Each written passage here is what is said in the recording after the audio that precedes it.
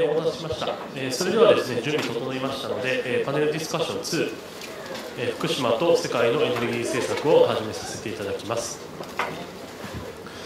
第2セッションはですね、討論者としてミランダ・シュラーズ先生、ベルリン州大学の教授がおられる予定ですが、少し飛行機と電車の都合で遅れているということですので、こちらの方変わりましてですね、第3セッションで登壇する予定でした環境エネルギー政策研究所の山下が務めさせていただきます。で私、ベルリン州大学の博士課程に入ってまして、ミランダ先生の教え子ということなので、一応責任を取ってこのセッションを回させていただきます。第2セッション、まずはプレゼンターの紹介ですが、お手元の資料ありますように3人紹介させていただきます。1人目がゴー・シャオピンさんで、中国現代国際関係研究所の研究員で、専門は輸出管理や核拡散防止政策、宇宙政策ということですが、福島の事故の後にやはり原子力の話、エネルギー政策の話というのをされているということで、本日お越しいただいております。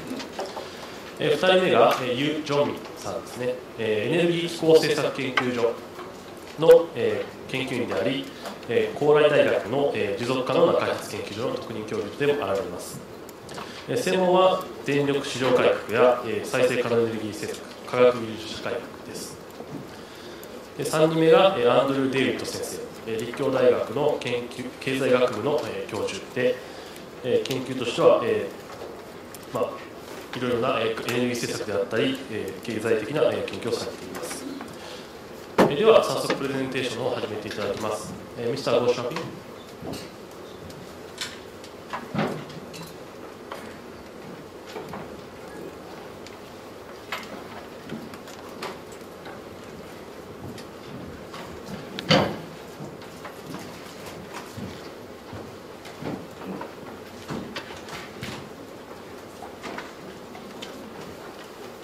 こんにちは。Sorry, I can't speak Japanese actually. I'm Guo Xiaoping from China Institute of Contemporary International Relations. Actually, I used to focus on some nuclear affairs, but just on the military side of nuclear power. That's nuclear arms control and non-proliferation. But after the Fukushima incident, we and my colleagues and I have been attracted to the topic of the nuclear system because in the Fukushima accident has so significant implications, not only upon the economy, the social stability, but also upon the international relations. My report will give a brief introduction to China's perspective of the implication of Fukushima accident upon the nuclear energy development. The nuclear accident in Fukushima caused by strong earthquake and tsunami has become the most serious secondary disaster. 3 nuclear reactors melted down and a huge amount of treated water was released into the ocean. It may take years to complete the post-accident work. Like the other major nuclear accidents, such as the 3 Mile accident and the Chernobyl accident, Fukushima accident has significant implications upon the development of global nuclear industry. First, there are some nuclear risks illuminated by Fukushima accident. Since the beginning of the century, the world has experienced a nuclear renaissance as a result of rising oil prices and concerns about the Earth warming up. As memory about 3 Mile and Chernobyl gradually faded away with the time, euphoria over nuclear energy prevailed around the world. At this point, the Fukushima accident alerted human beings of the great potential technological, economical, and political risks related to nuclear energy. First, aging of nuclear power reactors has already become an important source of nuclear safety problems. The 3 Mile Island accident is the first significant nuclear accident in the history of nuclear industry. Since then, the safety design of nuclear reactors have been greatly improved, but now there are still 129 nuclear reactors built before 3 Mile Island accident in operation in some countries, such as the US, Japan, and some European countries. Like the reactors located at the Fukushima Daiichi plant, some of these reactors do not have sufficient risk resistance measures. What's more, the design of these reactors have not taken into consideration of strong earthquake, flood, and tsunami, which have become more and more frequent in recent years. It is not surprising to see the tragedy of Fukushima repeat at these sites. Aging of materials also pose serious safety challenges. According to Greenpeace International, the average age of nuclear reactors around the world has increased year on year and reached 21 in 2005. At present, there are more than 90 nuclear reactors older than 35 years. Gradual weakening of materials, especially the embitterment of the reactor pressure vessel, may lead to unpredictable disasters. Second, stockpile and transportation of nuclear material also has potential risks. The disposal of highly radioactive spent fuel has always been a difficult problem to deal with. Geological storage of spent fuel is very expensive and may cause concern among the inhabitants in the nearby area. Storage of spent fuel in pool inside the nuclear power plants is dangerous, as suggested by the case of Fukushima Daiichi accident. It is reported that some Japanese nuclear power plants have reorganized the pools to increase the intensity of spent fuel draws in it, which increases the probability of critical reactions accordingly. According to New York Times, the quantity of spent fuel in some American cooling pools is 5 times of the designed volume. That's very dangerous. The transportation of spent fuel may also influence the security of international transportation line.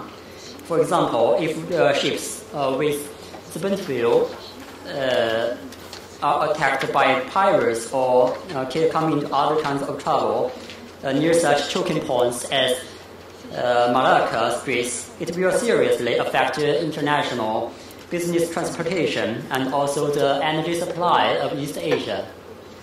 Third, nuclear safety supervisory regimes have some loopholes.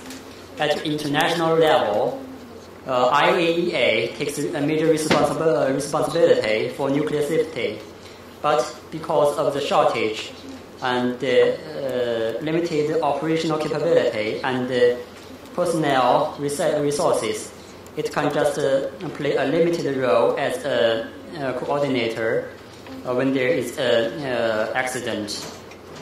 At the domestic level, nuclear supervisory authority are usually captured by nuclear industry because of the professional aspects of nuclear energy. As an economic animal, nuclear industry tends to be more concerned about the profitability of the plant rather than the safety issues. This problem has already been vividly illustrated by the behavior of TEPCO during the crisis. Fourth, nuclear panic may cause political and social instability. Various rumors flew in neighboring states after the Fukushima accident. In such countries as the Philippines, Singapore, Malaysia, Korea, and China. For example, after the crisis, I received a message. It suggests me to stay at home when it is raining because there are some kinds of danger or radiation. And there is another message suggests people to wear white clothing because white clothing can better protect you from radiation. In China and South Korea, panicked people rushed to buy salts, iodine pills, and seaweed. In the Philippines, a university was forced to close for a day because of these rumors. As European experiences suggest, anti-nuclear movement can become a social campaign that influences the domestic political landscape. As the transitional society, China also has some special concern about it.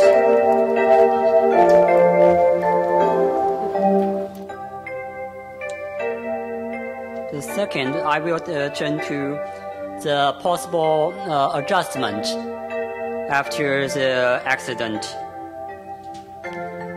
Both 3 Mile and Chernobyl has ignited significant nuclear industry adjustment.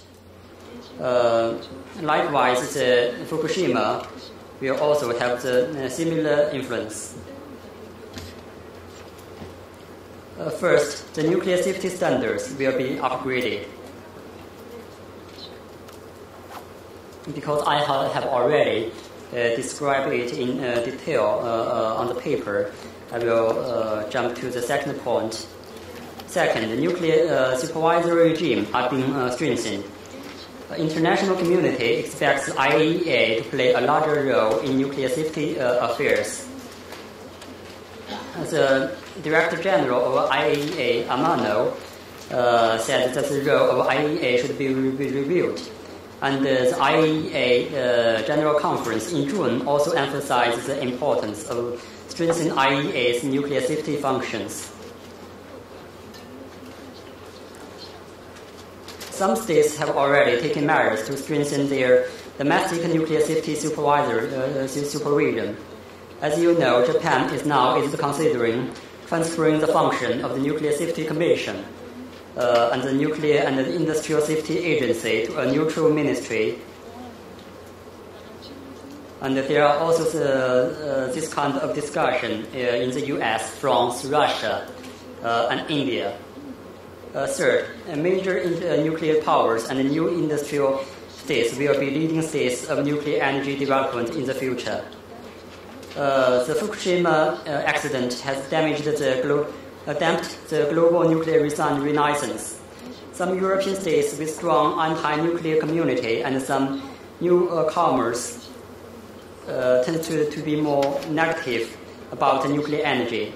Germany suspended building of new reactors, and its last nuclear power plant will be closed by 2022. Switzerland will give up nuclear energy by 2034. And in Italy, a referendum in June also rejected nuclear energy. Belgium plans to phase out nuclear power if it can find the alternative energy supply. Some countries choose to stop nuclear promotion. Now, the future of nuclear energy is very controversial. Here in Japan, Mexico also hosts the launch of a nuclear project. And some other newcomers, as Venezuela, Greece, Thailand, and the Philippines, tend to shelve their nuclear program, at least for the time being. But these major industrial states such as France, the US, UK have already declared that they would not give up nuclear energy because of the accident. And some new industrial states such as Vietnam, Indonesia, and Turkey also stick to their nuclear development policy. Iran and Pakistan continue to construct nuclear reactors. In Middle East, UAE has signed a nuclear contract with South Korea, and Turkey signed a contract with Russia.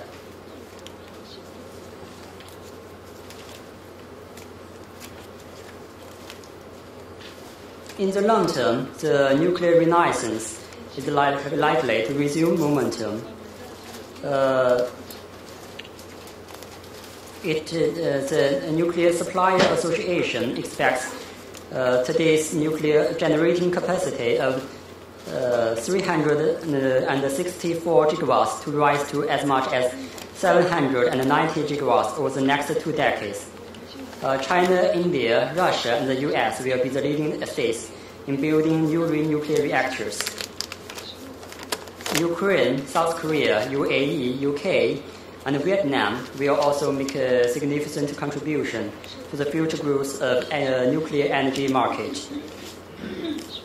At last, I will give an introduction to the implication of the crisis upon China's nuclear policy.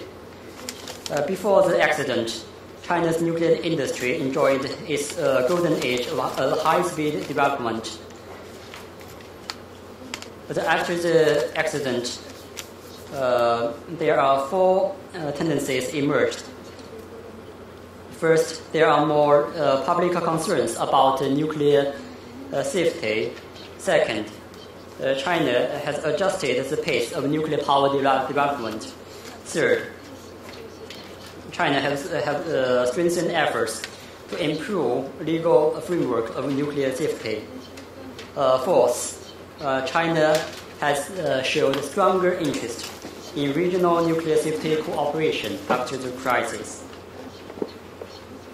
First, there are more strong public concern about nuclear safety. The accident has been extensively reported by Chinese media, and the public was scared by the possible scenario of serious radioactive pollution. As a result, the public support for nuclear power has declined sharply after the accident. Some local governments have started to stop their support for nuclear power development.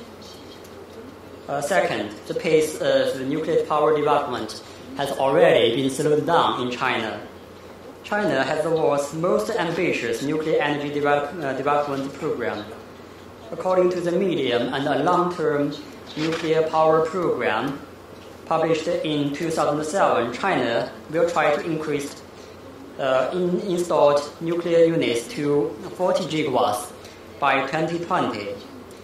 The 12th five-year plan projects to reach that target by 2015, 5 years earlier than the original plan. Last year, there's a national energy conference. It made a more ambitious plan to reach 86 gigawatts by 2030. But according to the investigation by some researchers from the State Council, the potential new projects added together might reach 226 gigawatts. It's much larger than the plan made by the government. Now the scale under construction is about 40% of the total in the world. After the accident, the State Council made 4 decisions. First, immediate safety examinations of all nuclear facilities. Second, strengthen the safety management of the operating facilities. Third, to comprehensively review nuclear facilities under construction. Fourth, suspend approval of new projects until the completion of national safety plan. The National Nuclear Safety Administration, the National Energy Administration, and the China Earthquake Administration conducted a safety review of existing nuclear power plants. The evaluation have already been completed, and the conclusion is that China's nuclear power plants are generally safe, but more improvements are needed in following areas. First, the site seismic and seismically induced floods and others. Second, the station blackout mitigation and emergency electric power. Third, hydrogen control and mitigation. Fourth, fuel pool cooling up. Fifth, emergent responses and preparedness. And the last one is accident mitigation and guideline. In August, an IAEA team completed a review of China's nuclear regulatory program with a series of recommendations to beef up China's capability. The accident prompts China to rethink the speed and scope of nuclear development. Actually, before the accident, there are already some experts who criticize the ambitious nuclear energy development plan in China. They thought that China's nuclear power development can be tagged great leap forward. That's a very negative word in China. It poses some serious potential safety risks. They suggest that the installed nuclear units should not surpass 70 gigawatts by 2020. After the accident, a senior nuclear scientist suggests the Fukushima nuclear accident sounded alarm for us to keep a cool head. We must bear in mind that more hasty just means less speed. The policy adjustment after the accident will directly influence the development of several units that apply for application in the year of 2011. But China still regards nuclear energy development as a priority. There are several reasons. First, unlike these highly developed European states and Japan, European states and Japan already have a very relatively stable nuclear energy demand, but China is in the process of industrialization, and that process has a very huge electricity supply demand. In 2010, the demand for electricity rose by more than 14% in China. Second, China needs nuclear energy to improve its environment. China has set the goal of increasing the proportion of non-fossil energy consumption to the total energy consumption to 15% by 2020. These renewable energies, such as wind and solar energy, are very good, but they are not stable and usually produced in these underdeveloped areas can't meet the demand of China's energy need. So China has to dance with the wolf of nuclear, but will be equipped with better safety measures. Third, the government has stepped up efforts to pass an Atomic Energy Act. Now China only has one law on nuclear energy, Radioactive Pollution Control Act. There are other related regulations, but we need a law to coordinate these laws and regulations. In the year of 1984 and 2008, China has tried to meet such a law, but failed. Now, the accident has given China a momentum to pass such a law as soon as possible. Fourth, China has showed a stronger interest in regional nuclear safety cooperation. The Fukushima accident showed the importance of regional cooperation because the implications of nuclear disaster are transnational and can only be tackled by international cooperation. Now, in East Asia, we already have some regional nuclear safety cooperation framework, such as the ASEAN plus 3, founded in 1997, and the Asia Nuclear Safety Network, initiated by the IEA, and the Forum for Nuclear Cooperation in Asia, initiated by Japan, and others. But these framework are just a loosely connected network and can't effectively help deal with nuclear emergency. As East Asia has more and more nuclear reactors in the future, some kinds of closer cooperation in the region are needed. In last May, Chinese Premier Wen Jiabao, Japanese Prime Minister Kan, and the South Korean President has already agreed to establish an early notification system for nuclear accidents and strengthen the sharing of related information. Academia and industry may make some kinds of contribution by sitting together to explore the possibility of cooperating in nuclear disaster relief, peer review, and other related areas. Thank you.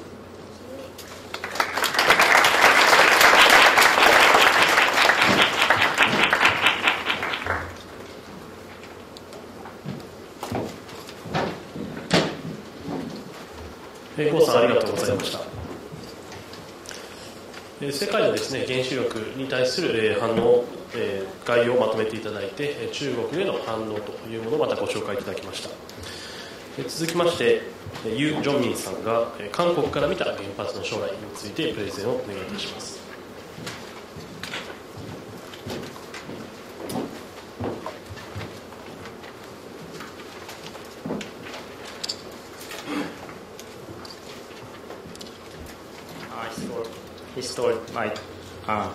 こんにちは option. So I just say ありがとうございます for having me today. Okay. I'm Jong Min from South Korea, and I'm working in the Energy and Climate Policy Institute. It's focusing on the energy policy and climate change policy for the sustainable and just energy transition. And recently, they are working on some kind of project to see some kind of potential to phase out nuclear power in South Korea. I'm involved in this project as well. Okay. Oops. Let me start with this slide first to show the snapshot of development of nuclear power in South Korea first. See, we have 21 nuclear power operating in 4 different complexes, and we have 7 under construction and 6 are planned. So total we have 21. So it makes the country number 5th position in the world, I think, in terms of capacity. And recently, the oldest one is built in 1978 in Korea, and the lifetime is expired, but the government approved the extension of the life for 10 years. So, and the government still continues to extend the existing life of the nuclear power. So the 21 or 34 nuclear power is going to be stay for a while. Okay.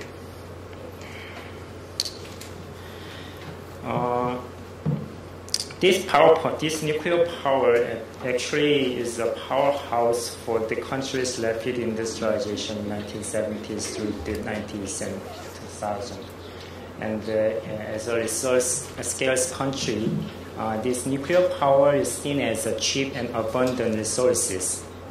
And not only for generating electricity, the nuclear power plays as a test bed for technology indigenization and accumulation of capital, or creating of economic structure centered on large conglomerates known as chaebol.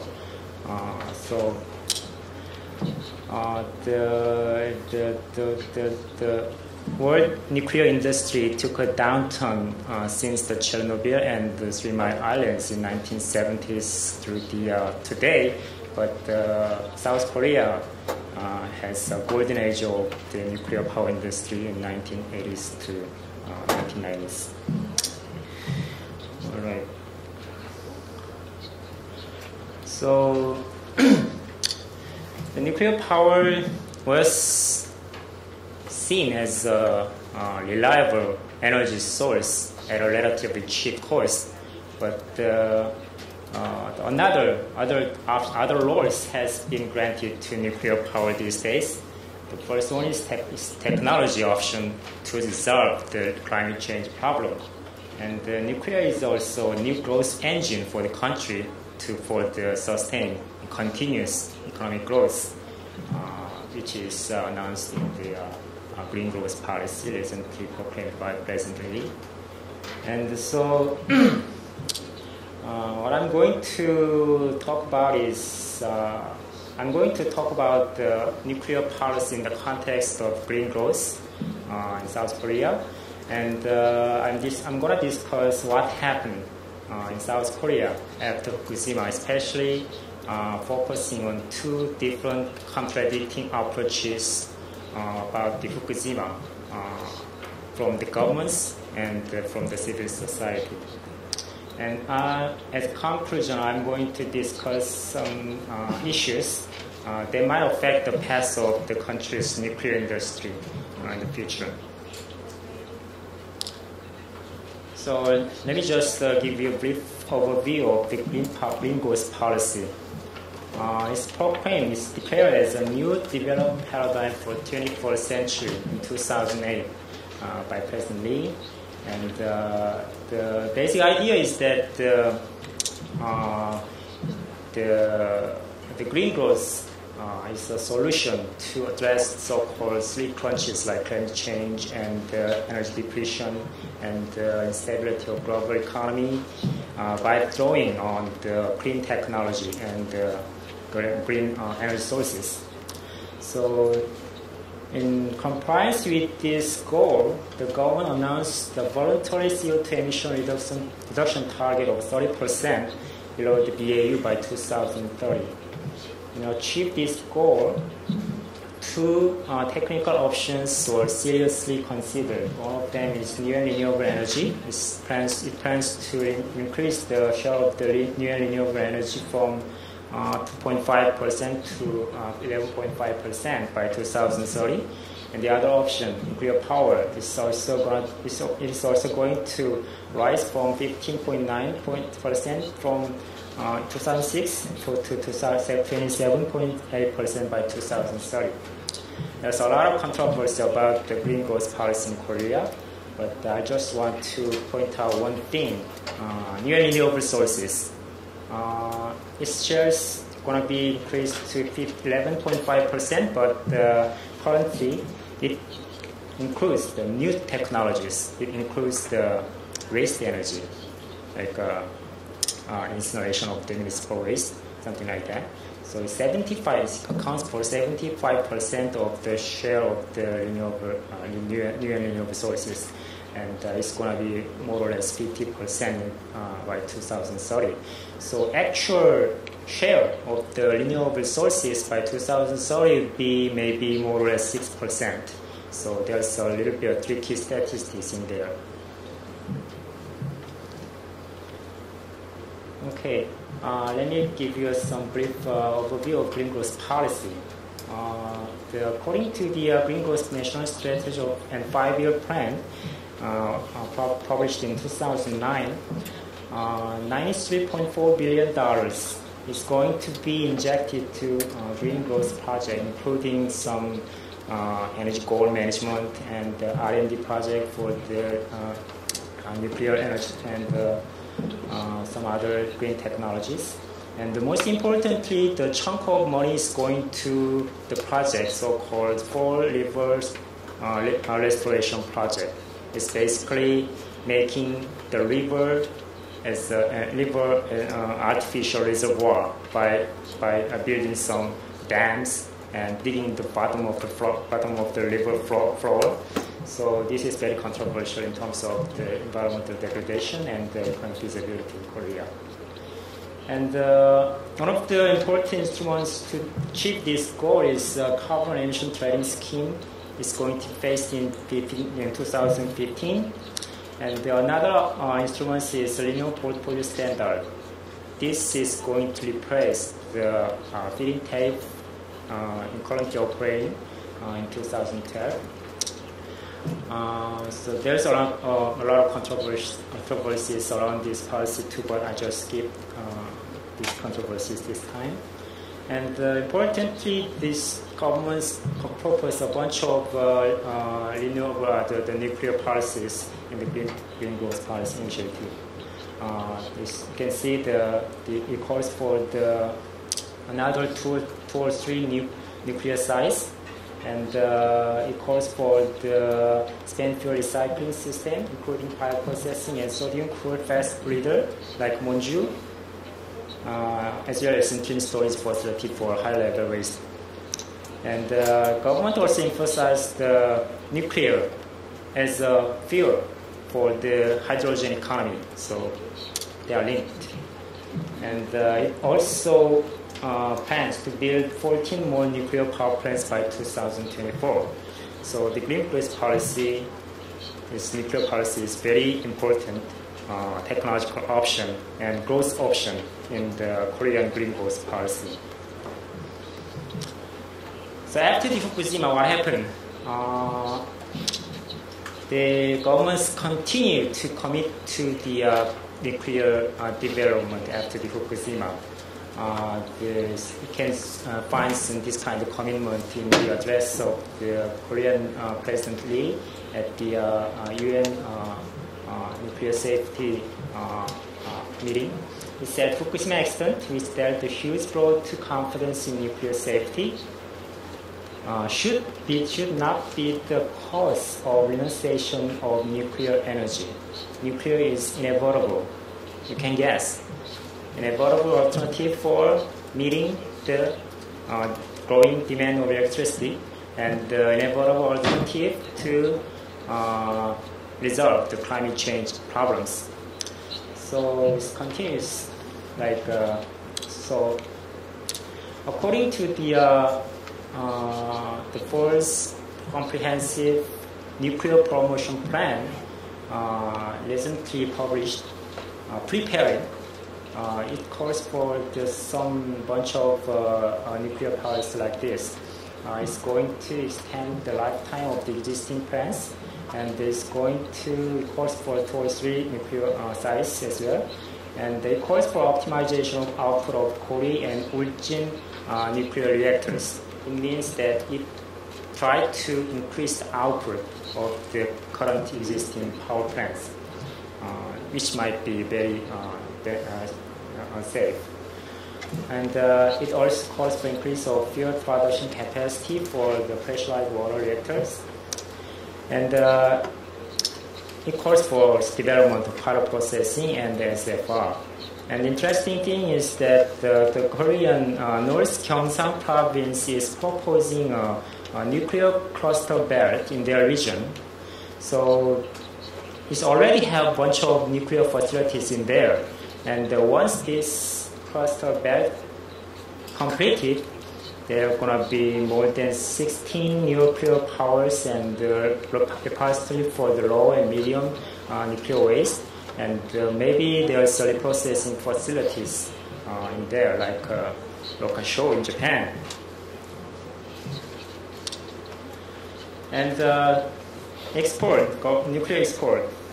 In 2009, South Korea won $20 billion contract for 4 reactors in United Arab Emirates, right? And it just pushed. Since then, just the country pushed for the nuclear export, and it revealed some kind of ambitious, bold plan to sell 10 nuclear power by 2012 and 80 by 2030. So recently, the government has an agreement with the nuclear cooperation agreement with India in July and Vietnam in November 2011. And the nuclear safety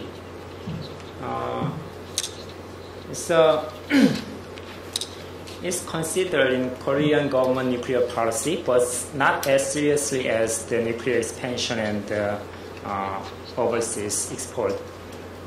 The nuclear safety is always used for the excuse for the further expansion of nuclear power in Korea, and the first response of the government in wake of the Fukushima was that it wants to assure that the country was safe from the radioactive leaks from the Fukushima, and emphasized that the Korean nuclear was so safer designed than those in Fukushima.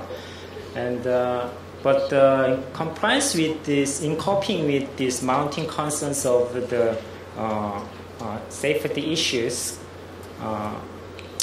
Korean government established Nuclear Safety and Security Commission, which is in charge of the nuclear safety issues in Korea.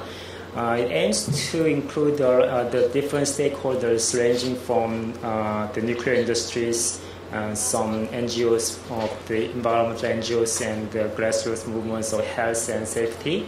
But it's criticized that the objectives of this institution was undermined by appointing a long-time nuclear advocate and former president of the nuclear company as a chairman.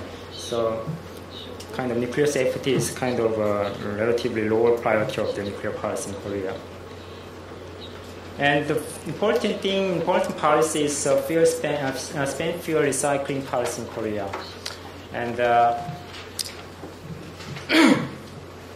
after the maybe 2 decades of the very strong oppositions and contradictions of the society, the Korea finally found the place for the repository for low and medium nuclear waste in Gyeongju. Gyeongju is the most oldest city in Korea. It has been the capital for 1,000 years. So maybe you can find some national treasure if you just dig for 3-4 meters ground. So, but they are now building some kind of repository for nuclear waste. Okay, and the problem is but still there's the problem unsolved is that how to deal with this high-level waste, spent fuel waste. So as you see, the spent fuel now is stored in the nuclear power sites, as other countries do. It reaches full capacity in 2016. So governments desperately find out some solutions for this problem. And the one solution is, as I said, spent fuel processing and recycling of spent fuel. So, but it's not a new idea.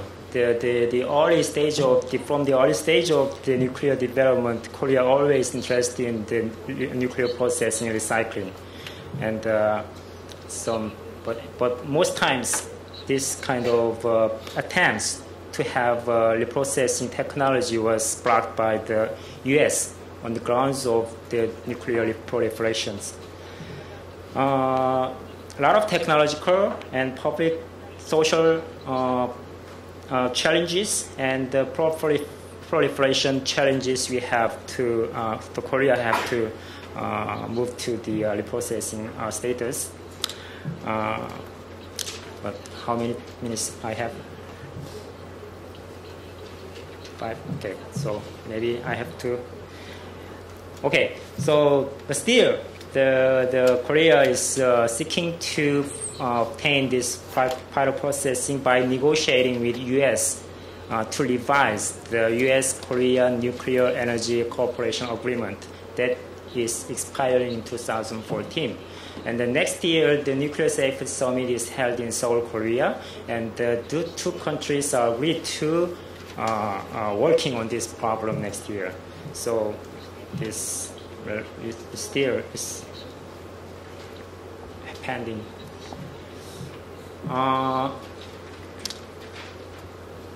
So this, in contrary to the government's continuous commitments to nuclear policy, there's a lot of criticism and movements to try to find some way to phase out nuclear power in South Korea too.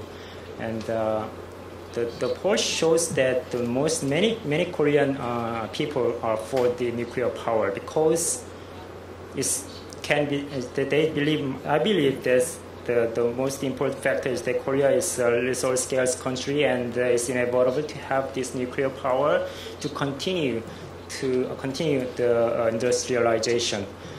So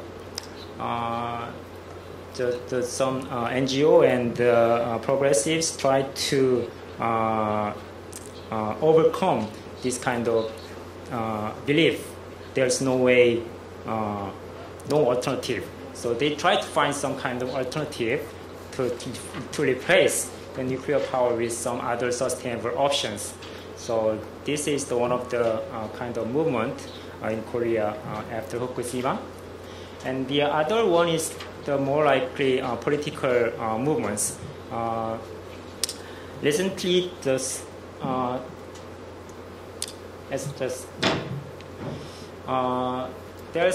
lot of kind of frustration to see the government proceed with this grand project and disrupt the environment and breaking down the social relations.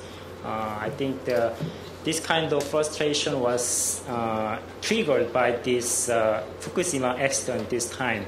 So the social movements, they believe, they just realized that social movements was limited to realistic and fragmented technical fixes rather than a unified political social action for structural transformation of the society. So it's kind of saying that the being bestial is not enough. It's transforming the industrial food processing is needs some kind of political power rather than just being a vegetarian. So this kind of problems spread very rapidly these days. So the Green Party now preparing for the next year's general election and presidential election, and try to publicize this nuclear phase-out agenda in a political the field. So, as a conclusion, I'd like to give some kind of issues that might affect the path of the Korea's nuclear industry in the future. One of the important things is the global nuclear market, where nobody knows. It's expected the emerging countries is the biggest market in the future, but as Dr. Ko says, Mexico is opt out of the nuclear options and instead going to the gas. And the nuclear is still, as many people believe nuclear is the inexpensive option, but other non-emission technologies like PV and wind is getting very competitive these days. So this may change the trend of the market future. And repository for fuel span is another issue that might seriously influence the path for the nuclear expansion in Korea. So interim storage facilities for high-level waste is extremely difficult process to decide. It's like Finland and the Scandinavian countries that find successfully place to the permanent facility, but it took almost half century to decide place. But we have only 16, maybe 6 years to left. So this is another very important issues. And negotiation with U.S. on nuclear treaties is also an important factor in Korea. Whether they approve the Korea to have some kind of processing technology or not. It's very sensitive geopolitics in East Asia. If Korea has the processing technology, it might impact China or Japan.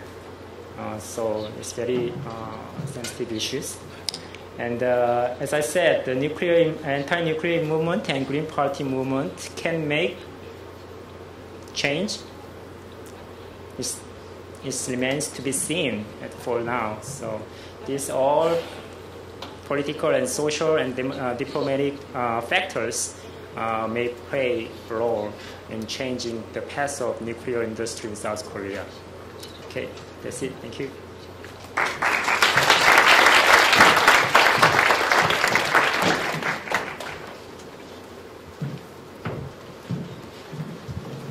ユー・ジョンミンさんありがとうございました。それでは3人目のプレゼンテーションとしてアンドリュー・デビットさんにスマートパワーとスマートシティの政治経済についてお願いいたします。デビットでございます。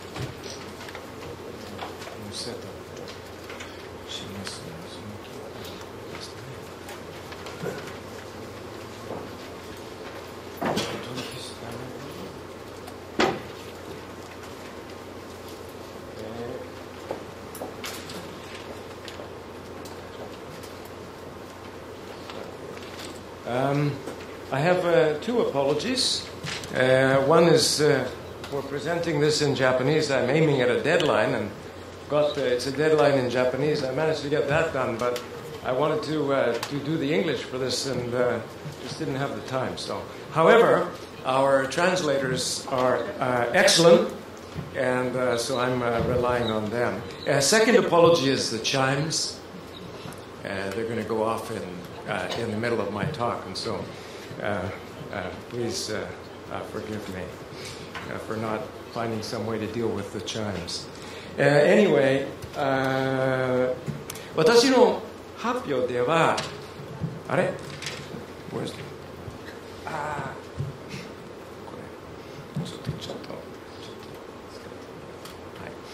はい私の発表ではエネルギー政策の変化とグローバルエネルギー転換の可能性についてお話したいと思います。これは福島における出来事を危機であると同時に機会として捕まえるものです。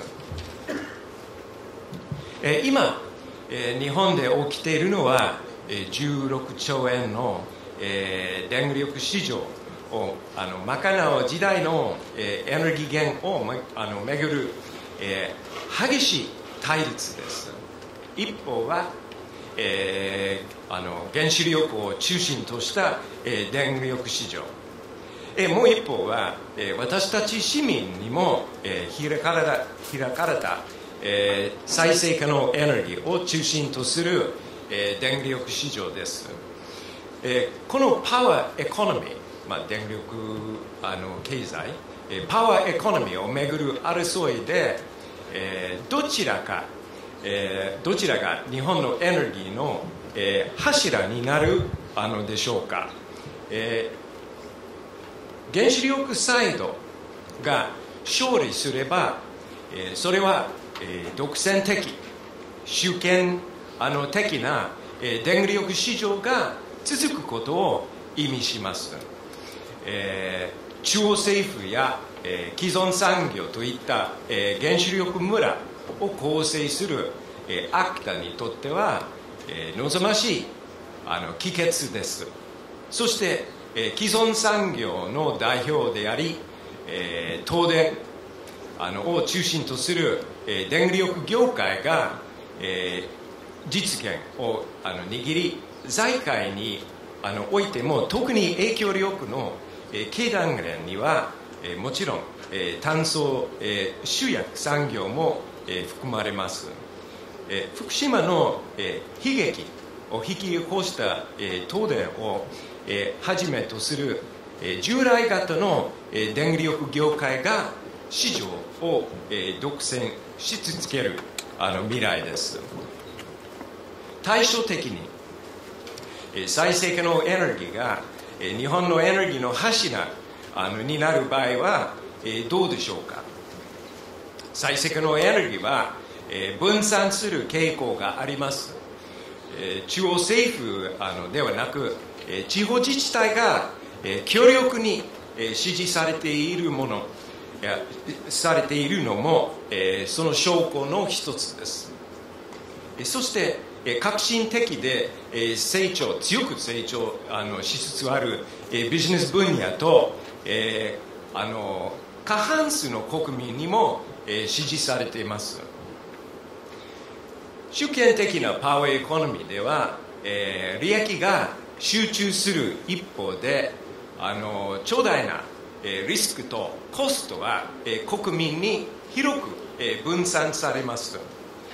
対して分散型のパワーエコノミーでは潜在的なリスクやコストが抑制されるだけではなく恩恵も分散されます。例えば福島のように原発が事故を起こした場合と風力発電が損傷した場合のコストとリスクを比較すればそこに大きな差のあることは容易に想像できるでしょう。この非常に対照的なエネルギー源が繰り広がるすみません、繰り広げる攻防は日本だけではなく世界がこれからどんな未来のビジョンを描くのか大きく左右するでしょう。どっちが日本の将来を担うのか、それは国内外のスマート市場の構造、形態に対し非常に大きな影響を及ぼすと考えられます。このスマート市場の対象にはスマートシティやスマートグリッドだけではなくその他の技術、デザイン、商品なども含まれます。そしてスマート市場は IT と、ちょっとこれをアドバンスすべきですね、IT と、インフラの融合によって達成されるものです。IT を組み込むことで、既存の電力、交通、上下水道といったインフラは、持続可能なエネルギー転換に必要不可欠な基礎インフラの役割を担うことになります。 IT 化された次世代インフラは道路、橋といった、現在の、基礎インフラと同じような、重要な役割を担います。最近ウォール街でのデモが、注目を集める、その格差をめぐる問題は、世界共通の、問題でもあります。電力市場は、その性格上、格差に対して、強い影響を及ぼします。もし、この電力市場が、分散型のシステムに転換されれば、格差は緩和に向かいますが、大手による支配が続けば格差の増大は避けられません。今日の時点で、福島のコストを計算することは、不可能です。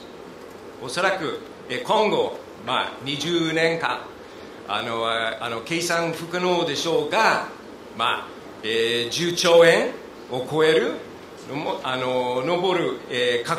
上ることは確実です。そして、この広大なショックは、国内の基礎エネルギー対策に再検討を迫る要因となっています。自分のスライドがね、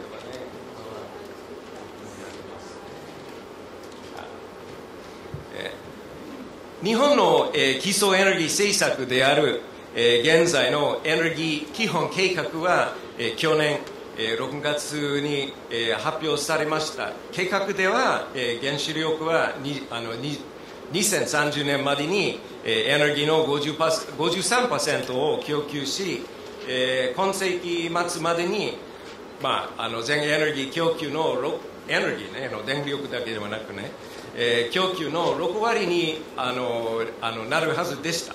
3月11日、その後はね、その現在から見れば、その選択がどれほどのコストであったのか、はっきりしています。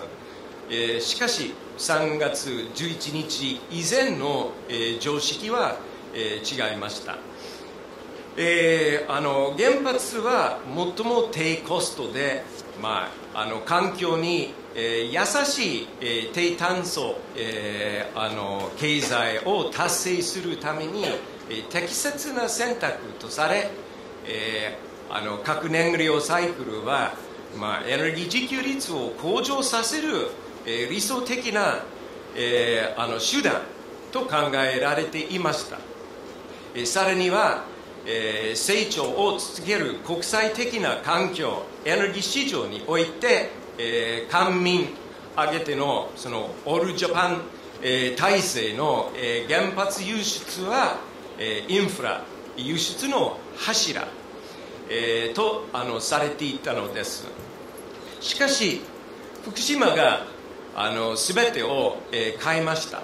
NHK が11月8日に発表した最新の調査では、原発を廃止したい、削減したい人が合わせて7割に上っています。現在54基の原発のうち43基はすでに停止しています。うち4基は再稼働する動きがありますが、再稼働に対して不安を強く感じる人の割合は 86% に上ります。春から夏にかけてこうしたエネルギー転換を望む国民の世論動向が菅元総理脱原発政策へと導きました。しかし現在のノード政権は原子力村を守り、そのコストを納税者や電力消費者に転換しようとしています。こうした中央政府の逆行と逆行と思える動きに対して、都道府県、政令指定都市、市町村といった地方自治体レベルで新しい動きが始まっています。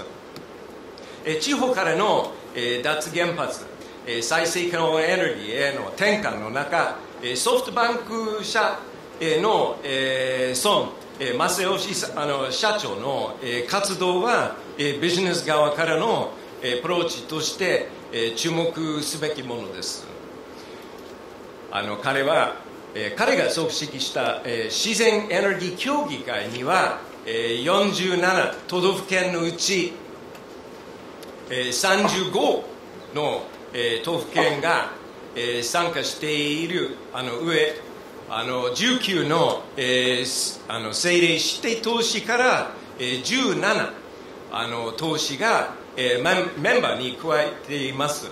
またシャープや京セラなど180社の巡回員もあります。孫社長の積極的な活動は震災後の非常に活動的な混乱の中でも買取制度を導入に大きく貢献したとも言えます。原子力村や経産省はこの買取制度の効果を弱め、化石燃料への依存から急いで出しようとはしませんでした。一方で菅元総理や孫社長は現実的な買取制度を整備することで再生可能エネルギーをパワーエコノミーの柱に入れようとしました。日本にとって買取制度は脱化石燃料だけではなく脱原発依存のためにのための政策にもなっています。ちょっと待って、このスライドの順番なんとか同時に2つのことを同時にできないんですね。例えばガムを噛みながら歩くのが無理ですね。とにかく買取制度ですね。はい。買取制度、どこでしたか。ドイツやスペイン、中国などのエネルギー革命が進行中の国でも買取制度はエネルギー転換の中中心的な役割を果たしていますが、日本の文脈では他国とも比ぶものになれないほど重要な政策となっています。日本の買取制度はシーメンズのような海外の有名な大手企業からだけではなく、丸紅、三井、NTT といった国内有力企業からも投資を呼び込んでいます。買取制度は安定した市場と価格を保証することで脱原発による再生可能エネルギーへの転換を希望するグループに実際に行動するインセンティブを与えることができます。日本経済に共通の目的、理想だけではなく具体的な目的、そして共通の意識を持ったその行動を起こすことができます。現状の既得権益と戦うためには買取制度を通じて独占の恩恵を有権者に広く分散させることが必要不可欠です。買取制度はその行動を後押しするできるのです。なんか番号にかったんですか。じゃあ日本の原子力村対再生可能エネルギーの対立はグローバルの文脈においても超えるよ重要なものです。海外の電力市場に海外の電力市場と同じく日本の電力市場でもスマート革命が起きています。この革命の中心は多様なエネルギー源から生み出される電力を送配電の中でも、賢く、組み合わせる、ことです。例えばスマートグリッドは、複数の、再生可能なエネルギー源からの、不安定な、電力供給、を最適に、取り扱えるだけではなく、エネルギーの効率性を高めること、他にもピーク需要を満たす、ためだけに整備されてきた発電能力をカットすることもできるのです。こうした例はスマート革命が実現する恩恵のごく一部であり、他にもさまざまなメリットが期待できます。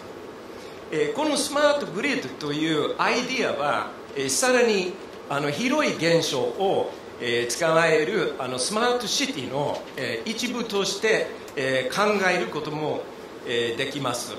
スマートシティの概念構造は国によって様々ですが、共通しているのは低炭素、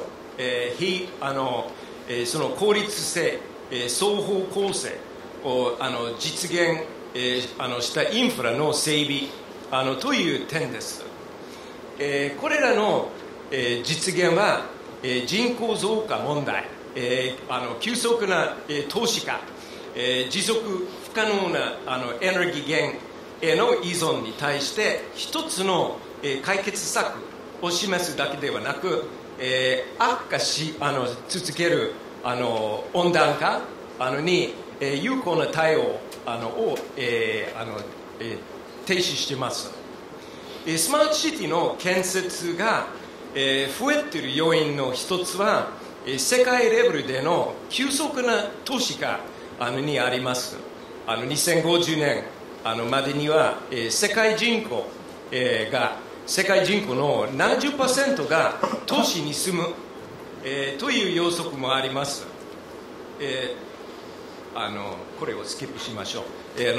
みんな人口がどれほど増加しているのかよくわかると思いますが、とにかくその 70% のエネルギーを消費し、温室効果ガスの 80% を排出している都市をどうデザインするかが、極めて重要なものです。気候変動に関する最も信頼性のあるデータによれば、これは国際エネルギー機関さえも警告していることですが、気候変動は、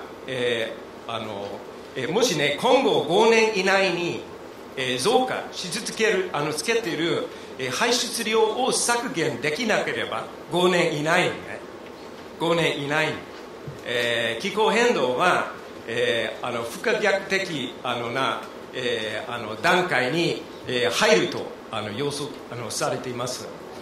水資源や食料資源といった問題を背景に抱えながらも、スマートシティというビジネス分野がこれではこれほどねスピードで拡大していることは規模が持てます。日経 BP 違いますね。日経 BP クリーンテック研究所の予想によれば、スマートシティ市場は2030年までに累積で4000兆円になります。ちなみに失われた20年とも呼ばれる日本経済の GDP は500兆円前後ですね。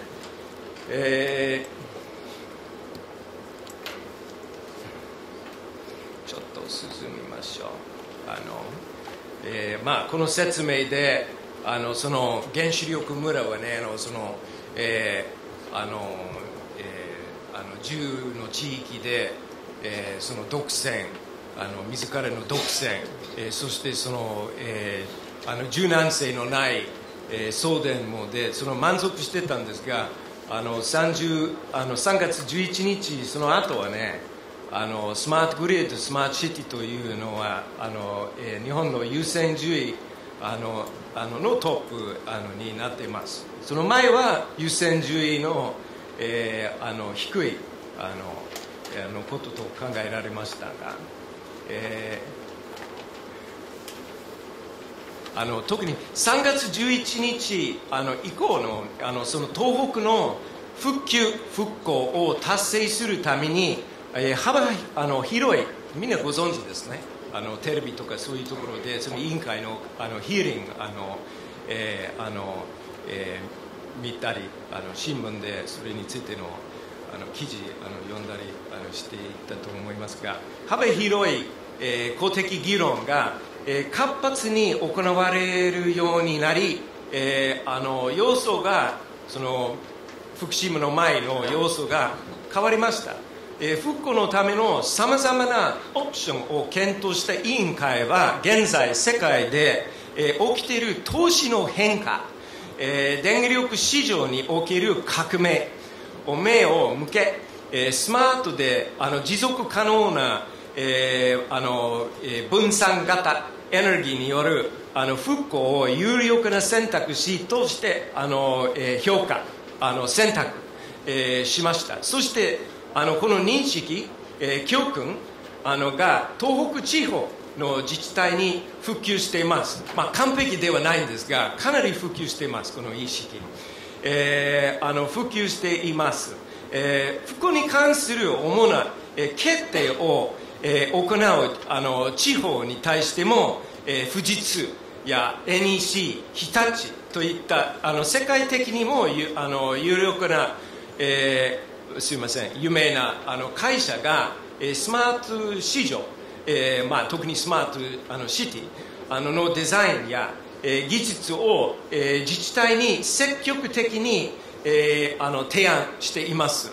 3月11日のショックはあらゆるものを破壊しとても悲劇的なことであったと、それは間違いませんが、政治経済学的な見方から見るとね、東北地方のその毎罰費用、つまりそのサンコストね、すでにできているインフラが破壊され、ほとんどが失われたことになったんですね。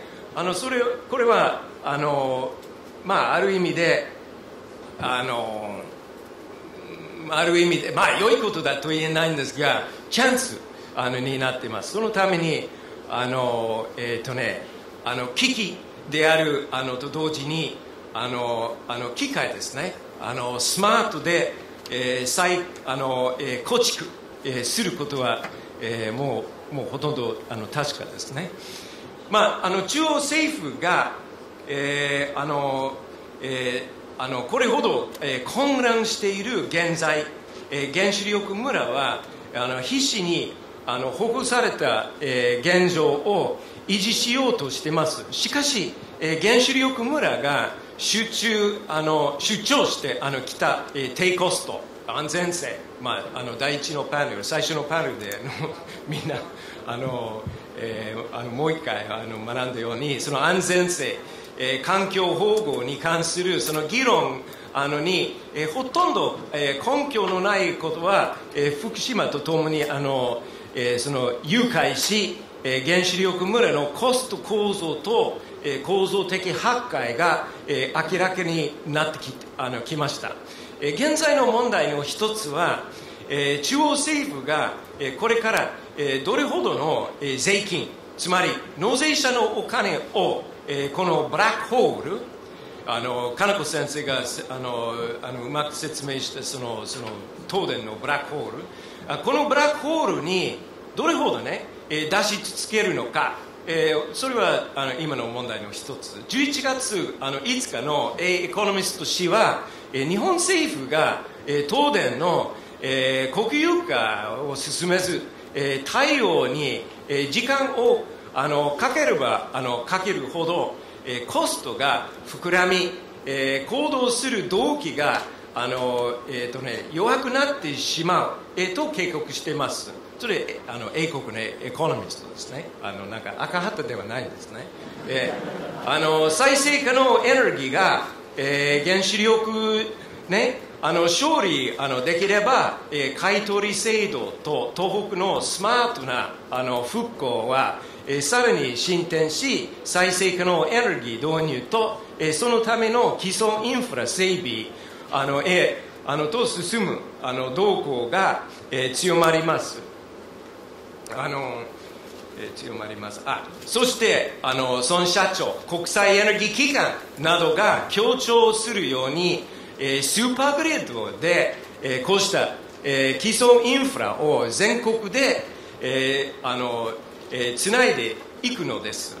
このスーパーグリッドを、日本だけではなく、東アジアまで広げる、国際的なスーパーグリッドにすることも考えられます。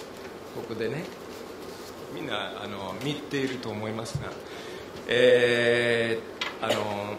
このような基礎インフラへの投資から、期待できるリターンは、導入するコストより少なくとも、5、6倍、高いと予想され、いつでもとても建設的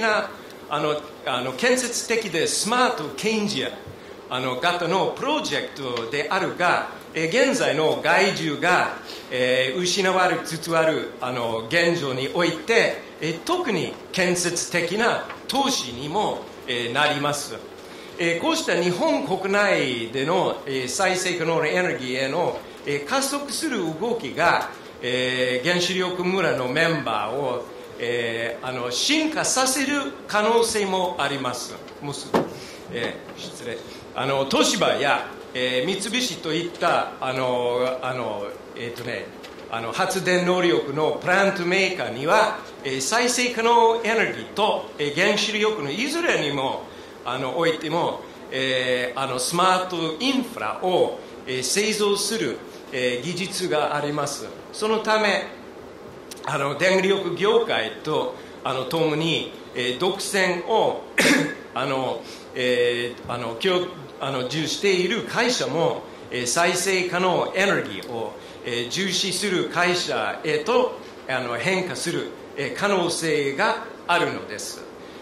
持続不可能な現状を守るインセンティブが依然として、強く残っていますが、政策を、転換することでそのイノベーションは促せます。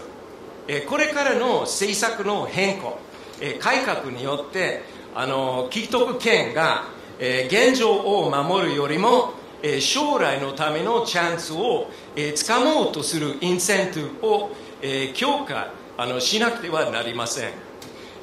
そのスピードも重要です。最後の段落です。現状を維持することで原子力村の恩恵を守り、彼らが原発の多くを再稼働し始める、ことがあれば、国民の不安感がさらに強まり、消費者マインドが一層、冷え込む、危険性もあります。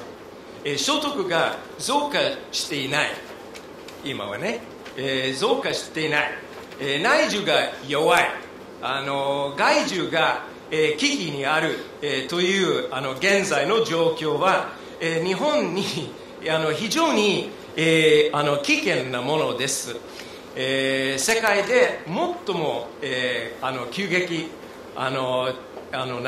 高齢化が進行する社会で、時間を無駄に冷やすことは、インセンティブを失うだけではなく、国の将来にとって死結問題です。国内でもある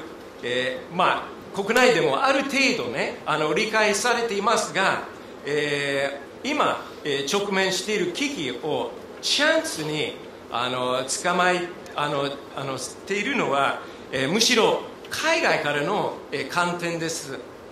日本の中央政府には、地方自治体が積極的にリードしている再生可能エネルギー分野への取り組みを後押しすべく、関連するスマート分野のインフラ整備導入を、さらに、加速、させる必要があります。私の報告は以上です。どうもありがとうございます。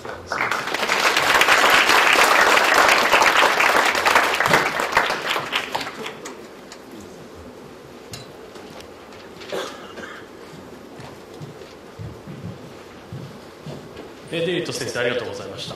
それでは壇上の転換を行いますので、少しお時間いただきます。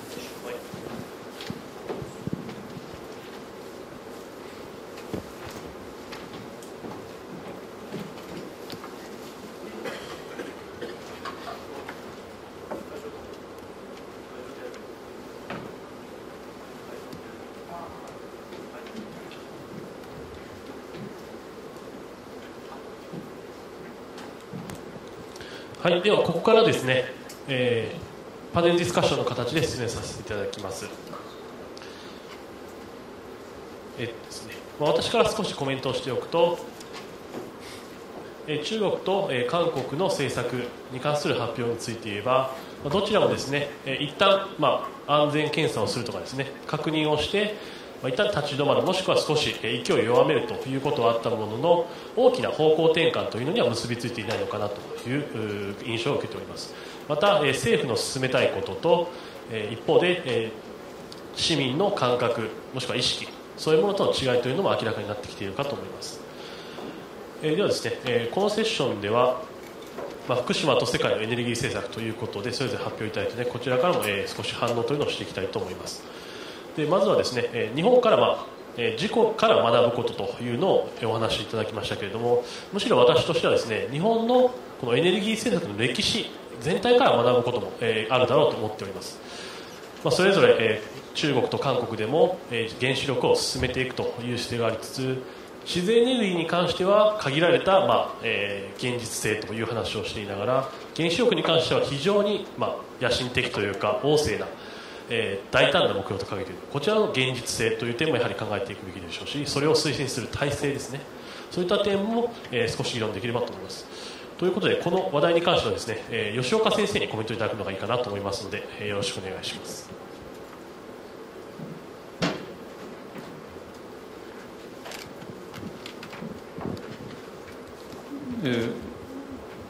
郷正斌先生、ユー・ジョンミン先生、どうも良い講演をありがとうございました。そうですね、いくつか共通のお二人共通でいくつかお聞きしたいことがあるのですけれども、一つは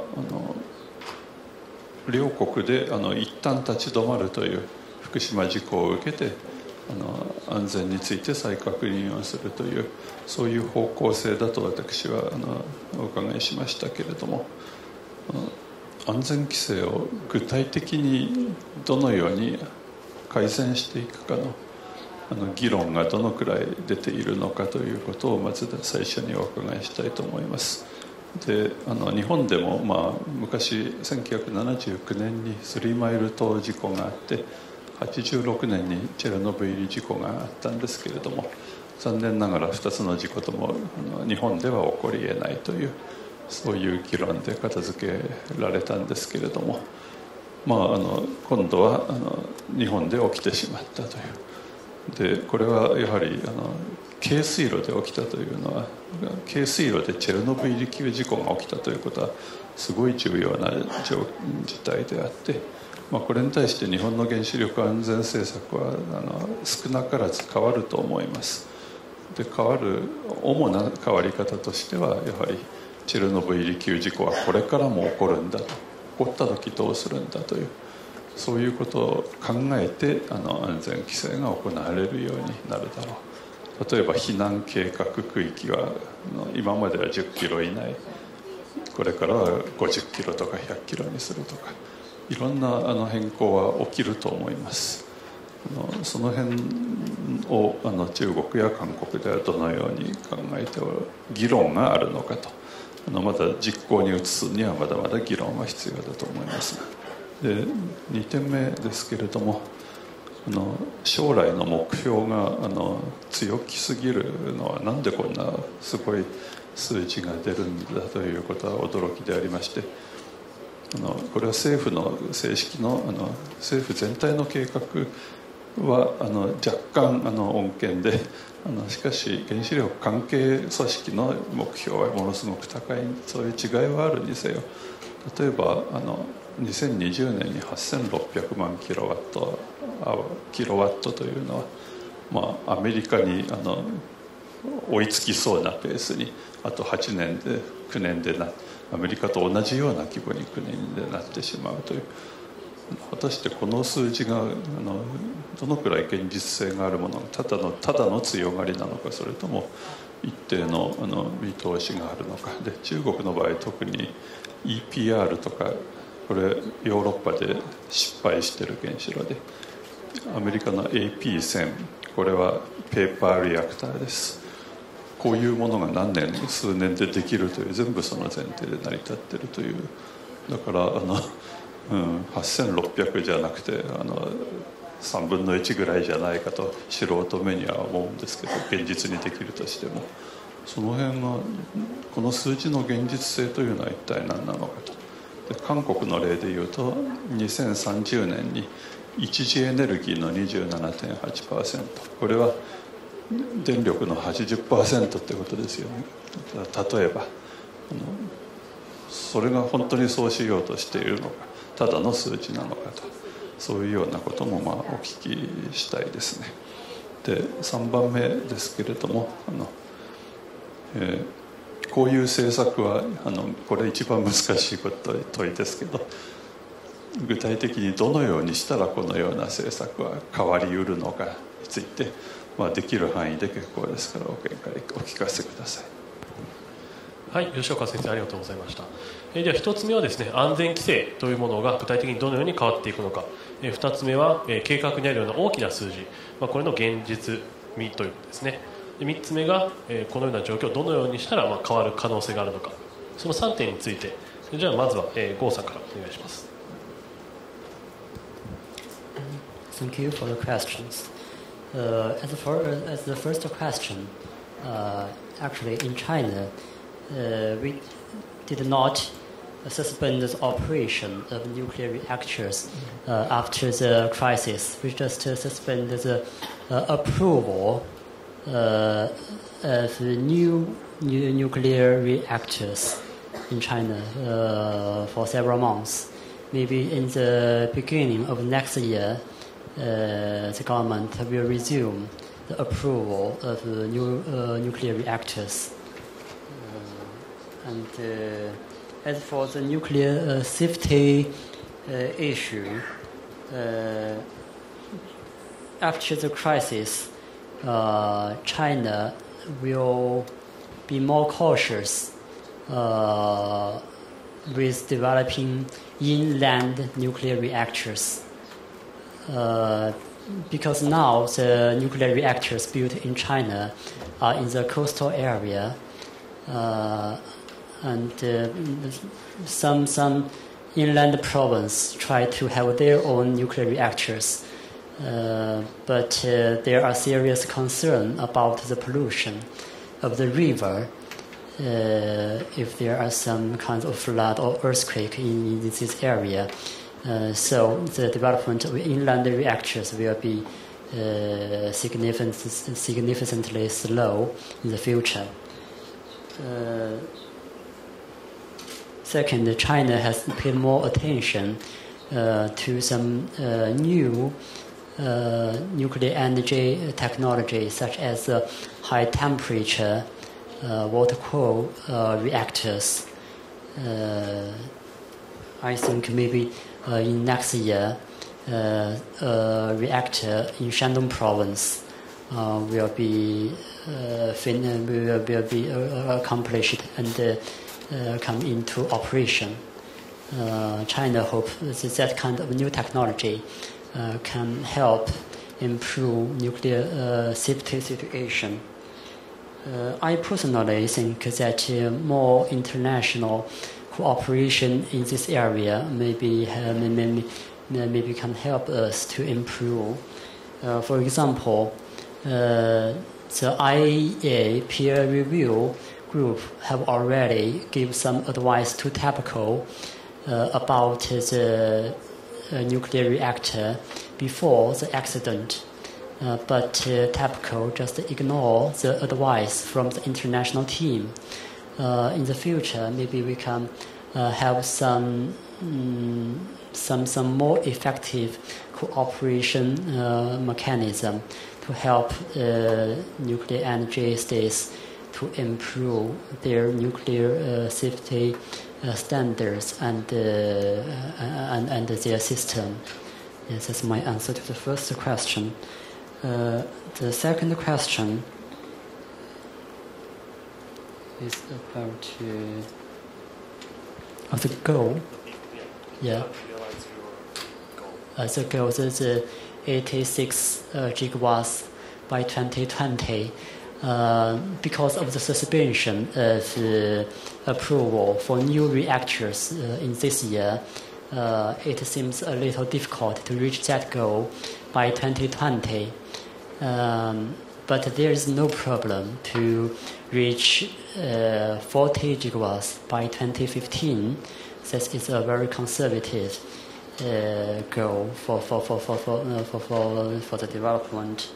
And actually, the nuclear reactors in construction now they have already can reach 70 gigawatts by 2020. That's a realistic goal for China. But some experts from the nuclear industry also have concern about the supply of nuclear personnel. They are very confident with operating nuclear reactors now, because the development of those nuclear reactors takes about 2 decades, and we have enough time to educate and train very capable nuclear technicians and scientists to operate these reactors. But in the future, every year we have several nuclear power plants come into operation. We have that kind of problem. The third problem, the third question. Sorry. What was the third question?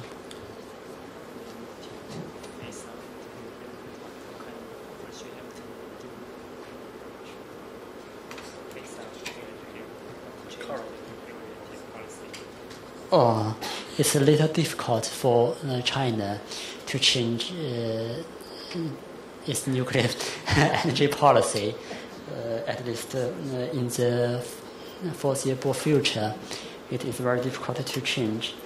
Now, China has already laid more emphasis on the development of renewable power, such as hydropower, solar power, and wind power. Now, China is already the biggest wind power producer in the world. But these kinds of renewable power have their own problems. For example, it seems that China has already built too many wind power plants. some wind power plants are built there, but they are not connected to the national grid because the local government do not like the wind power because it's not stable, and maybe the price is too high because the wind is very strong in the remote areas in the western part of China. But the areas that most needed nuclear electricity are these provinces in the southeast part of China. So the cost is high. The problem with hydropower is also very clear. China has already built 3 dam projects, but the environmentalist also protest about the negative impact upon the environment. And recently China was forced to give up another hydropower project in Burma because of the protest of Burmese. Also as a result about the environmental things. As for the solar power, it is said. Yeah, okay. There are also some environmental problems with the silicon plate. Thank you. Okay. First question about nuclear security in Korea. As I said in my presentation, that nuclear safety is kind of secondary priority in nuclear policy. So it's basically nuclear expansion is first and safety is second. So after the Fukushima, many countries initiated some kind of inspection of nuclear safety. It takes maybe whole years or 2 years, something like that. But just in Korea, it took only 2 or 3 months and wrap it up. And many people criticize that this is not enough to inspect all the nuclear safety in Korea. So in terms of safety in nuclear power, I think there's not significant improvement in safety issues in Korea. And but the next year, the South Korea is holding a nuclear summit, UN nuclear summit. So maybe there's some improvements you can expect. But nuclear is inherently dangerous technology. Even though you have put a bunch of nuclear safety technologies, it makes another problem. So the safety issues is, even for me, it's not the critical issues, but it's not the fundamental issues in nuclear policy. But there's a lot of the governments spend millions of dollars every year in advertising the nuclear safety. So the people and the secrecy and in transparency in the process and the operating of the nuclear power. So the safety issues is kind of blocked from the public awareness. So that's my question. I want answers for that. And the second one is that about is possible, is realizable. That is the question. The South Korea never delayed the construction of nuclear power in the last 30 years of the nuclear development.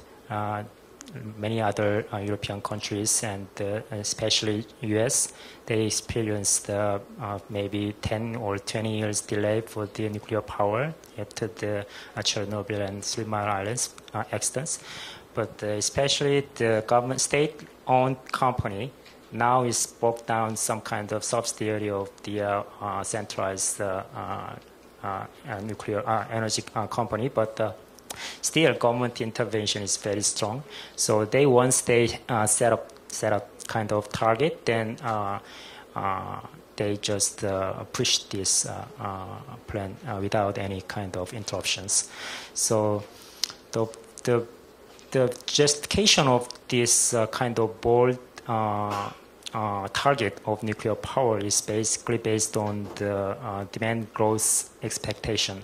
Even though Korea per capita electricity consumption is quite higher than any other OECD countries like UK and Japan, but they still expect the electricity consumption is growing for maybe 30 years. So we need some kind of base load for this increasing demand, and the nuclear is perfect for this purpose.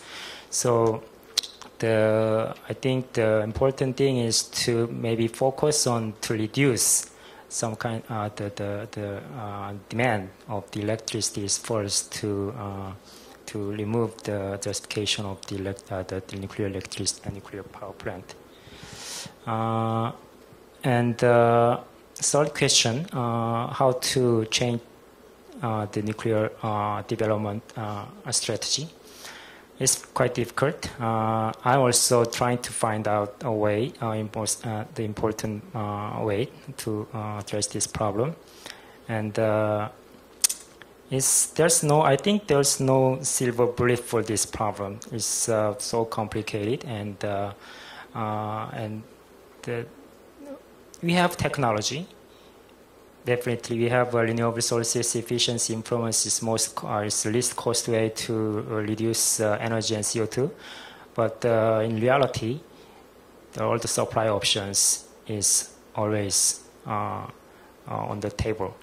So I think the people's favorable opinion toward the nuclear power is the most difficult to overcome. To phase out this nuclear energy in Korea. So, since this rapid industrialization from 1960s, nuclear was inevitable option for the uninterrupted continuation of the development. So I think that using many kind of policy options and education, and as well as technical improvements and institutional kind of improvement. All these have to work together. Then there's going to be some kind of significant change in the future. So that's my comments on the third one.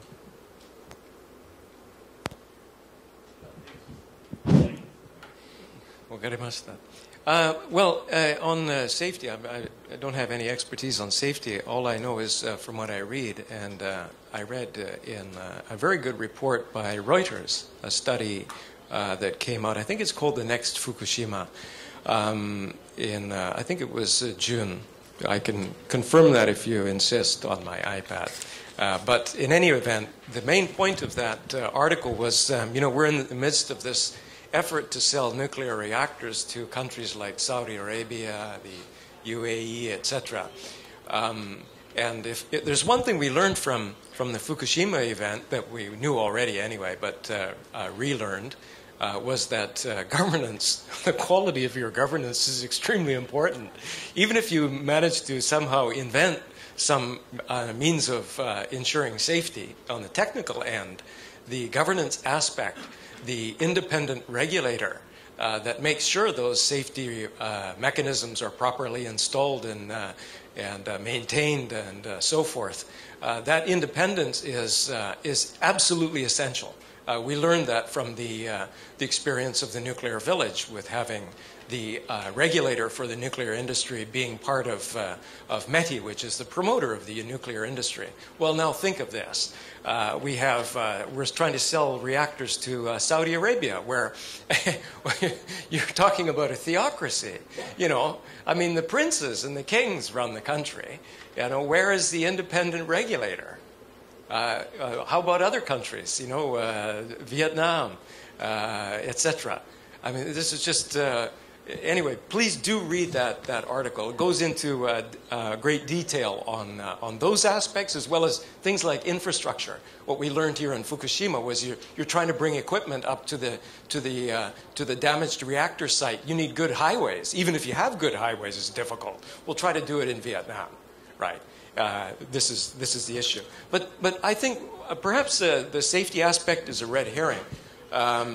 The cost issue seems to be preeminent here. We've also learned through Fukushima that, in fact, nuclear is considerably more costly than it's billed to be, and it's going to get even more costly per kilowatt hour.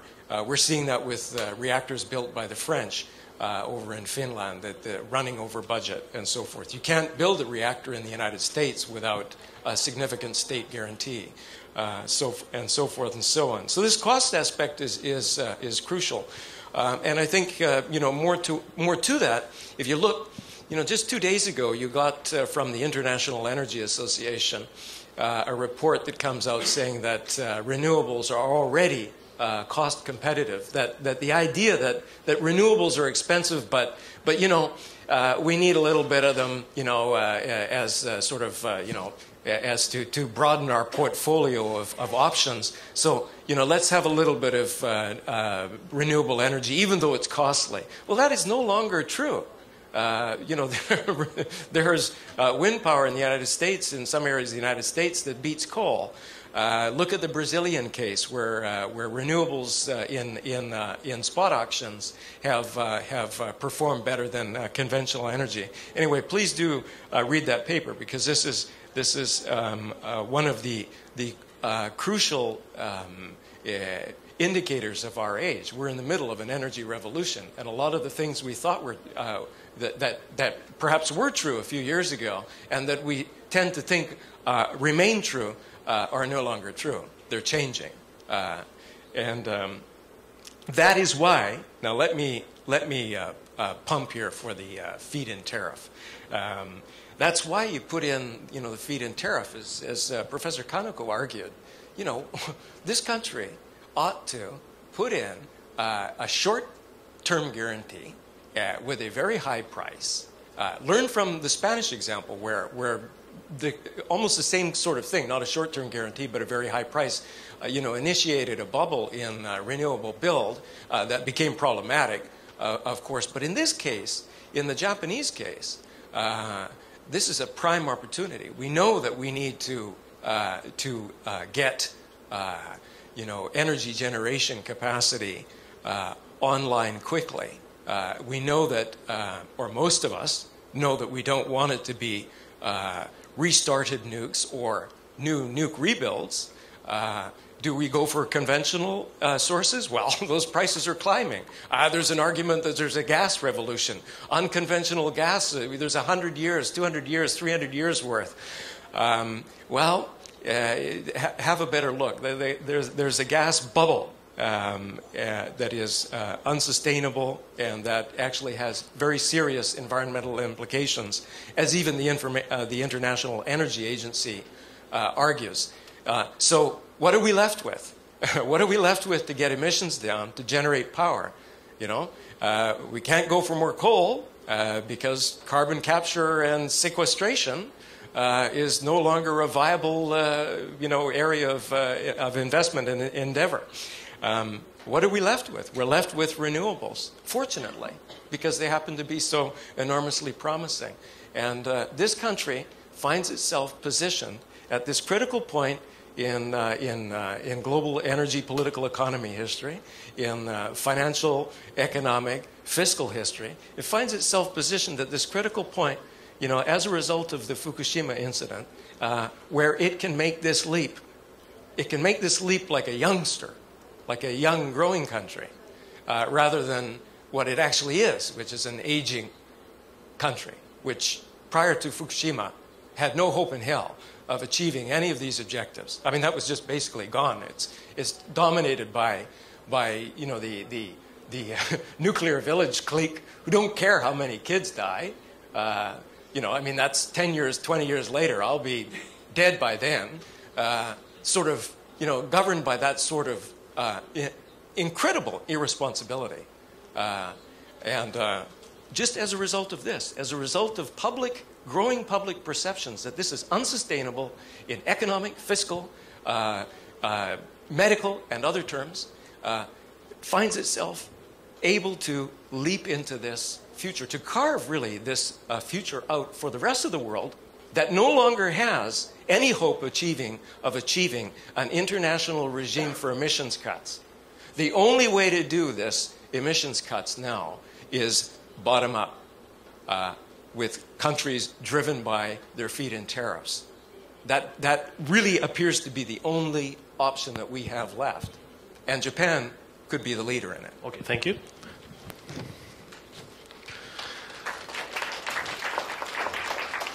それではですね、ミランダ・シュラーズさん到着しましたので、このセッション、少し聞かれて、中国、韓国に対して、それから、日本の、役割ですね、世界の中で日本ができること、もしくは日本に期待されることというのを少しコメントいただければと思います。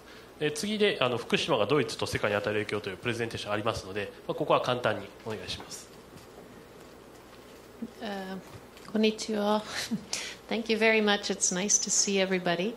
And I think the presentations, I'm actually very sorry I didn't hear the first presentations on China and Korea and just heard your comments now. But the Asian region is in many ways the region that will determine the future of the planet because of the very large growing populations of Asia. The decisions that are made here are critical. And I think that's why this kind of discussion is so very, very important. You have different models in Asia, and you have different future potentials, and there's simply not enough discussion within or between countries about where they're going. Europe is struggling with those questions, but Asia hasn't really even started the discussion about regional approaches to energy. What does it mean if one country does something different than another? And what are the potentials for going low carbon, renewable, safer? So I think this kind of discussion is very, very important, and I welcome it. Thank you. ありがとうございます。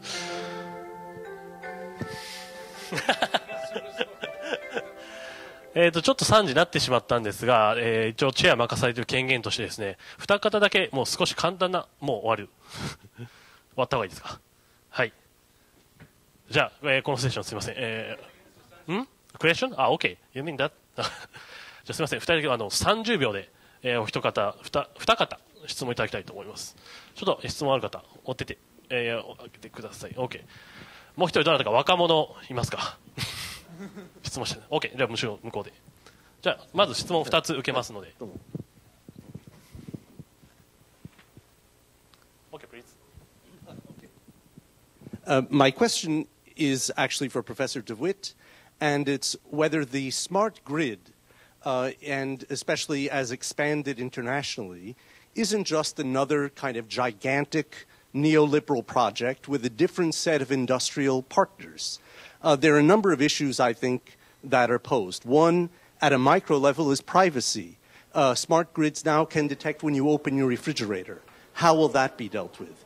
Another issue is if you interconnect many different grids, you have heterogeneous sources of power generation, and it's very easy for problems to propagate throughout the grid. In North America, there was a blackout when trees popped some power lines in Ohio, and the whole Northeast was blacked out. When you have nukes in China or Vietnam hooked up with solar and biomass in Japan and many other things, there could be many other problems that spread internationally. A third issue is political issues. When country A interferes with the power going to country B, for example. And so please, would you respond to that? It sounds like you're just asking people to trust another huge complex of governments and large contractors, albeit different from the ones who are currently running the nuclear village.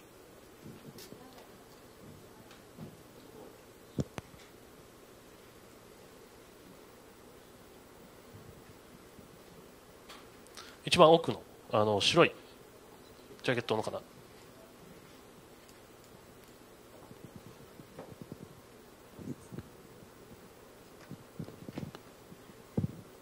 で本日はお話ありがとうございました。スーパーグリッドについてのまた質問なんですけど、アジアスーパーグリッドということで日本と他のアジアをつないでいくと思うんですけど、それぞれの国にメリットがないとつないでいただけないと思うんですね。で今はやっぱ中国とか韓国は原子力を進めていくということでスーパーグリッドをつないでもあまり中国とか韓国にはメリットがないように思えてしまうんですけど、そちらについて教えていただけますか。じゃあまずはデイビッドさんから2つお答えいただいて2分以内で。そう非常に短く。Well, there's always risks with any kind of large-scale infrastructure, or, any kind of interlinkages of countries. But first, we have to do it in order to create an international market for power, which you've seen develop, for example, within Europe. There's a European market for power. There's no market for power. There's not even a national market for power in Japan because it's so balkanized. And so, yeah, there are risks inherent in it. However, if you think about, the example you threw forth about the American power outage, that is in the context of highly centralized power generation where you had, this outage. But you're talking about decentralized power within a larger supergrid or, smart grid infrastructure. The kind of technologies that even the Pentagon is rapidly seeking to deploy on its bases. You can isolate areas one from the other, and they have their own independent kind of generation capacity. And so you have one area that fails in a traditional grid arrangement. Well, that blows out, maybe your East Coast. Well, this doesn't happen with smart and super grids. And so, yeah, there are risks, but on the other hand, there are enormous benefits to be gained, including cost reductions, including significant emissions reductions. Work on, for example, supergrid for the United States, you might bring down emissions by as much as 18%, et cetera, et cetera. I mean, please do have a look at that. The privacy concern is there, but we're a highly technological species. We have ways of getting around stuff like that. And so, as to just very briefly, as to the the incentives for. Oh, by the way, when you're talking about the supergrid here, this is old hat over in Europe now. You've got the North Sea grid being built. You've got MediGrid that links to the Mediterranean countries. You've got the Desert Tech project. This is all. These projects involve Siemens, Munich Reinsurance, these big companies that are all facing the shockwave from climate change, from energy cost variability and so forth. They're all in there, as for this business opportunity. And so if you look at it from, say, from Chinese side, from the Korean side, well, we had an example just offered up here from the floor here, rather from the stage here, of generation wind power generation capacity that's not being used because of the reluctance of local governments to link it. Well, I mean, there's lots of people who would like to use that power, I'm sure, elsewhere.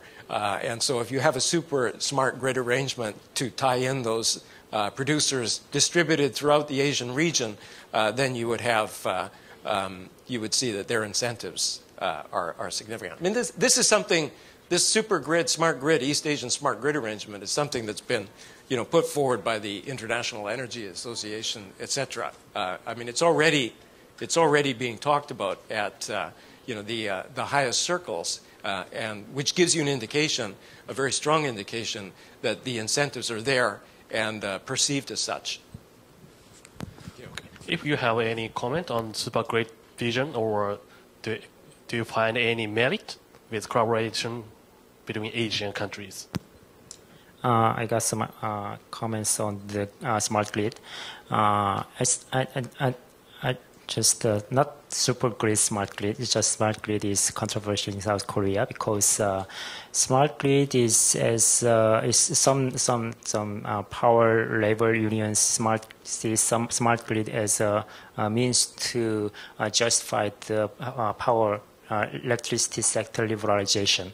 So the individual customers can choose the suppliers of the electricity.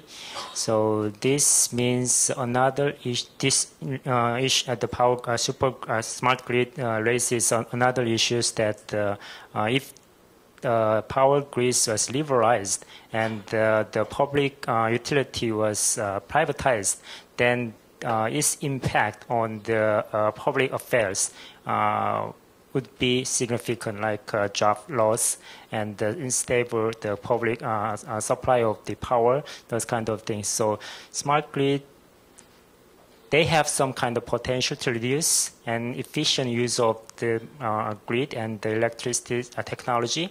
But on the other hand, there's another issues of this liberalization impact on the labor issues and the reliability of the power supply in Korea.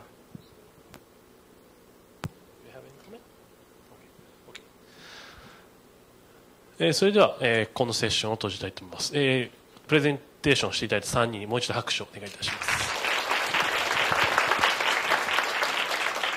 チェアの不手際で時間延長してしまいましたが、次のセッション3時半から行いたいと思います。よろしくお願いいたします。